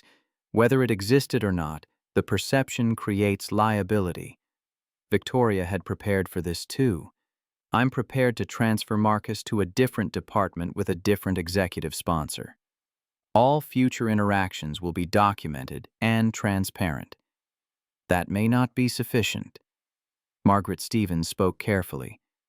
The board feels it would be best if you avoided all personal contact with Mr. Hayes going forward. Professional interactions only. Properly documented. Victoria felt something break inside her chest. You're telling me I can't attend his daughter's piano recital. We're telling you that maintaining appropriate boundaries is essential. Bradford's tone was final, both for your protection and his. Victoria looked around the table. 9 faces arranged in professional concern. 9 people who'd never had to choose between human connection and corporate policy. She took a breath. With respect, I disagree. I will maintain professional boundaries in all work contexts. But Sophia Hayes invited me to her recital, and I'm going to honor that invitation, because a child's trust matters more than corporate optics. The room went silent. Bradford's expression hardened. Ms. Chen, we're giving you guidance, and I'm exercising my judgment. Victoria's voice was steady. Fire me if you need to. But I'm not going to teach an 8-year-old girl that adults break promises because of company policy. Bradford stood. We'll take a recess. 30 minutes. The board filed out. Victoria sat alone in the conference room, checked her phone. No messages from Marcus about his decision. 20 minutes later, her phone buzzed. Text from an unknown number. This is Rachel Martinez. Marcus gave me your number. Wanted you to know he's submitting his reinstatement paperwork this morning. He's staying. Victoria felt relief flood through her. Typed back. Thank you for telling me. Rachel responded. He also said to tell you that Sophia's been practicing her recital piece every night. She's nervous about performing in front of Miss Victoria. Victoria smiled, despite the tears threatening. Tell him I'll be there, front row. The board returned. Bradford looked grim but resigned. We've discussed your position. You'll continue as CEO with the understanding that any future boundary issues will result in immediate termination. Understood. Victoria stood. Is there anything else? Bradford's expression softened marginally. Don't make us regret giving you latitude. I won't. Victoria left the boardroom. took the elevator down to the third floor, found Marcus at his desk, back to work like the past week hadn't happened. She stopped at a professional distance. "Welcome back." Marcus looked up. His expression was guarded but not hostile. "Thank you. For fighting. For finding the truth. I'm sorry it took so long." Marcus gestured to the papers on his desk. "Reinstatement forms. I'm staying. Transferring to operations. New supervisor. Fresh start. That's good." Victoria struggled for words. "Sophia's recital. I'm still planning to attend, if that's okay."